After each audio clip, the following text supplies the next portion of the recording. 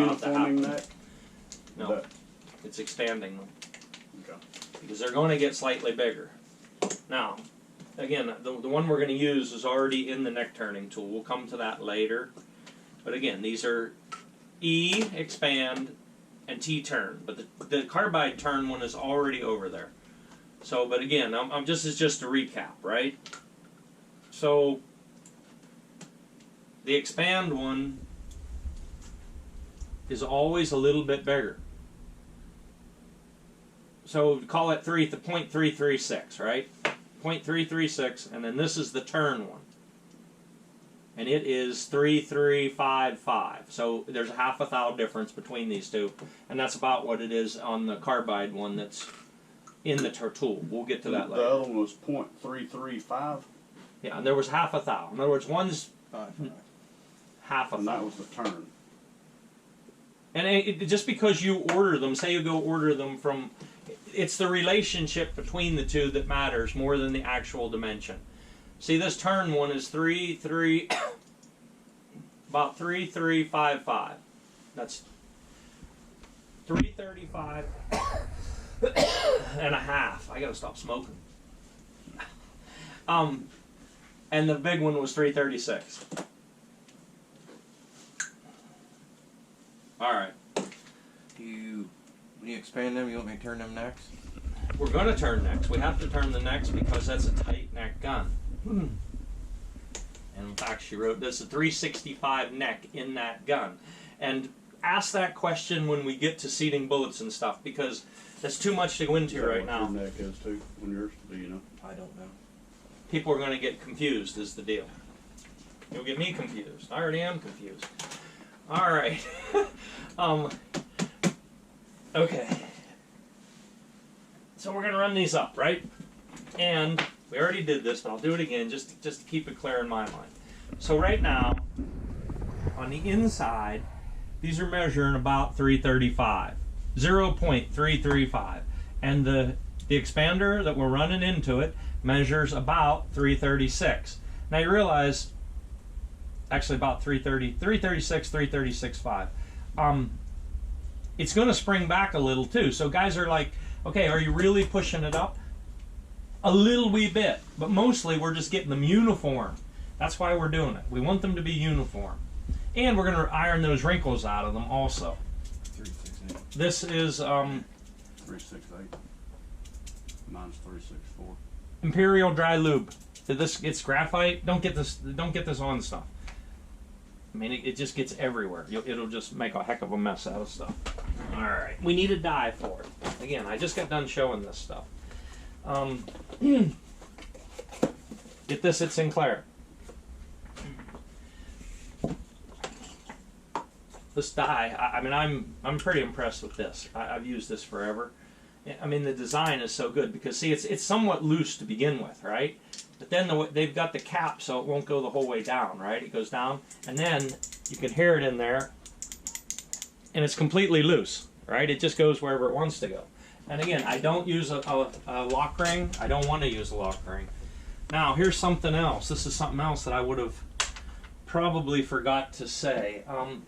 See, 338 Lapua, when you're using RCBS shell holders, there's really two of them that fit or don't fit. And sometimes there's a little bit of variance in the rim, in the actual thickness of the rim around where the extractor groove is.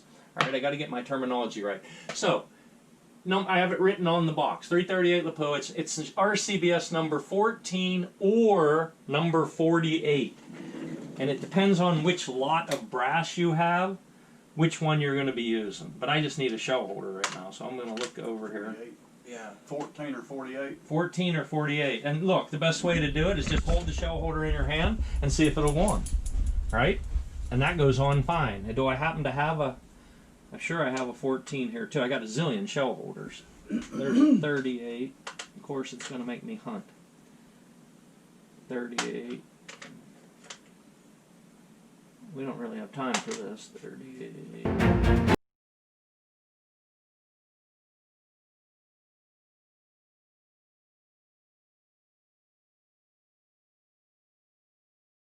Here's the 48.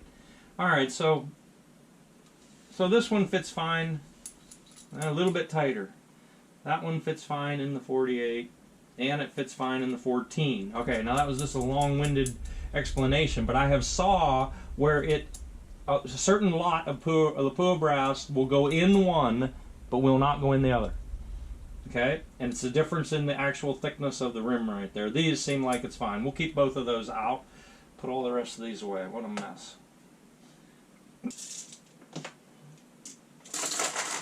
All right, back to business.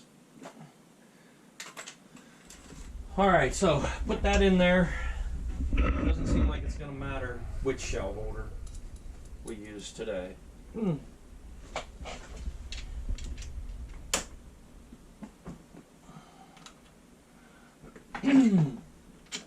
Now, you got to be careful. You can just eyeball it. You got to be careful with these really long cartridges that you don't ram that into the top of the die. So I'm going to screw that back out, and I'm only going to put it in just a little ways, right, until we see where we're at. So put this dry lube on the neck, and then run it up in gentle on the first one. Make sure it doesn't hit. Okay. Okay. Now,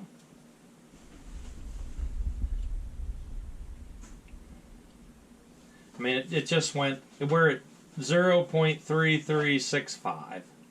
So we just gained a little wee bit, which is exactly what we're trying to do. We don't want to, I don't want to push them up, because if I push them up, think about this now, if I push them up too much, all right, wait. Sometimes it's just better to show. Okay, this happened to be a 338 bullet. Yes, it does. So this bullet actually measures 0.338, which is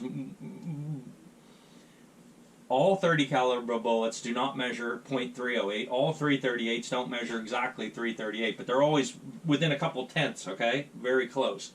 But obviously that won't fit in there, and if you did push it in there, you would have enough to neck tension that it would be usable, right? Because this measures 338, and this one that we didn't do anything to measures about 335, 336. So it's 2 or 2.5 thou neck tension, right? All right, now, so we ran it over that expander mandrel, and we are now at about 336.5. So that we've gone, that is 1.5. In other words, 338, 336, 337.5, that'd be 337. So 1.5 thou. That's how much neck tension you would have on this if you seated that bullet in there. All right. What is the perfect neck tension that you like to see? Okay, that's a great question. The thing is, there isn't, because neck tension affects so many different things that I could sit here for 20 minutes and talk nothing about neck tension. But what I will say is, in making very general statements here,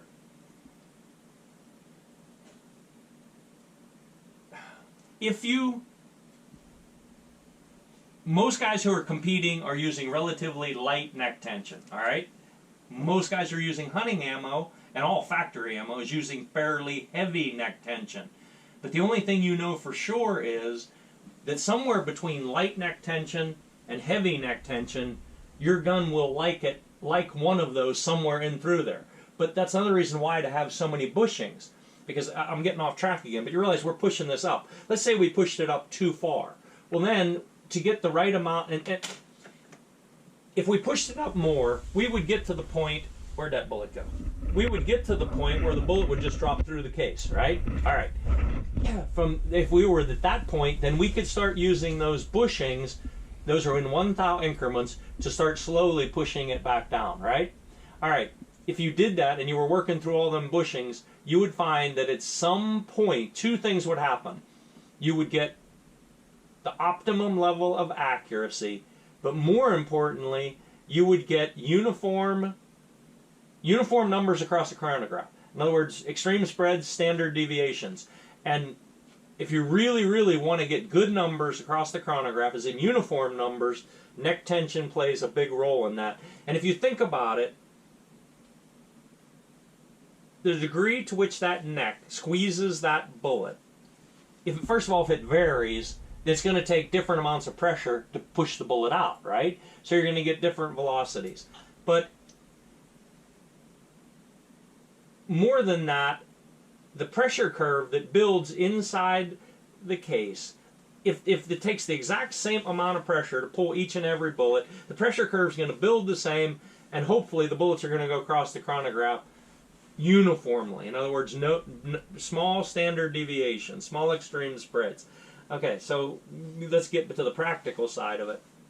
And I mentioned this also in another video somewhere, that I have actually fired 5-shot strings where it was the exact same number. In other words, like 3,001 feet, 3,001 feet, 3,001 feet, 3,001 feet. And without sitting here for an hour talking about that, I did it by messing with neck tension. So if you have the time, if it's the right kind of gun, in other words, to sit and do all that for a 338 Lapua hunting gun, which is actually pronounced Lapua, I always have to say that, I wouldn't do it.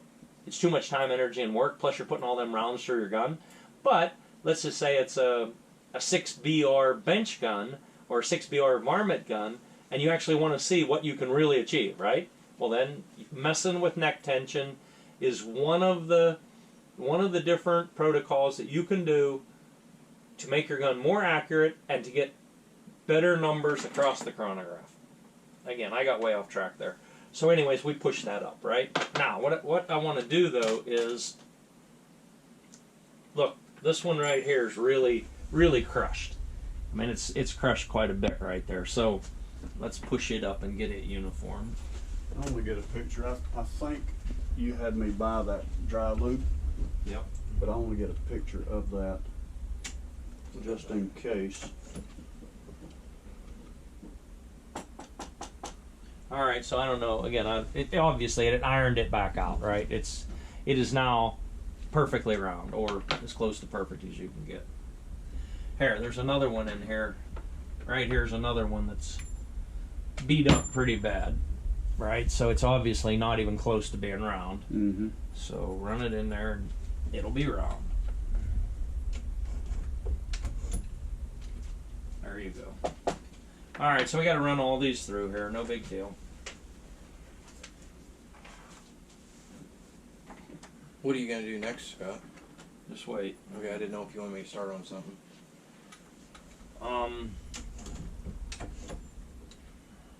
No, because I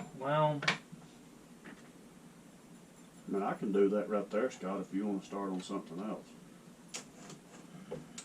hold on a second. Let me think. Thing is, the next thing to do is trim. You pull the picture up again, by the way, of the exact steps that we did. I'd rather look at the picture. I want to see the picture. What gun was it? Or what? Bat what? I've got it. Okay. It's HR 1520. Is that what you just asked me? Yeah. Right here. Let me see it again. And if I need to zoom it in, I can zoom it in for you. You need. Yeah, I can't see. Alright, what is here? 330X expander. Okay, so the very next thing is trim length. The problem is I trim right here in the... I guess we could move over. And the trim length on those, and this will be a different lot. Okay, so she wrote this down, I guess. Trim length was 2.714. Again, it's not... It's an arbitrary number. It only... Here, look. We're getting ahead of ourselves. Alright, watch. So measure one of these. And see, so these are obviously going to end up being a hair shorter, because that is 2714 right now. It's a different lot of brass. Yes, these are a hair shorter. So... Oh, there, yeah, there's something else, though. I should have showed you. Yeah. 2713 is what you've got written on here. No, the first one said 2714. That was the retrim. Okay, yeah. Anyways, here's a long one. Look. Can you see this? Yeah, That one is 27. I'm going to call that 2718. So that's a long one, right? But most of these, of course, that's already been run over the 40s. expander, right? Before Well, there's that. another long one here. What? Nothing. I was just saying that's There's a long one right there too. So yes, they're all going to have to be trimmed. The only reason they wouldn't be is if they were perfectly uniform. But since we are running these over this expander mandrel, it's going to induce inconsistency. All right, even if they were perfect to begin with. And the reason we're going to trim, not retrim, the reason we're going to trim them now is we want a uniform distance from the case mouth to the shoulder. And I'll get into that in a second, because when we turn the necks, we are going to turn up into the shoulder. Don't ask me why right now. All right, so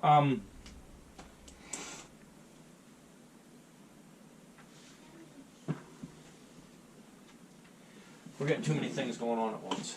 All right. I can set these out. No, that's fine. If you do this, I'm really serious about this black graphite. Do not get it on stuff. It does not come back off. Okay. All right, so wait now. Before you start, we're gonna set up the trimmer.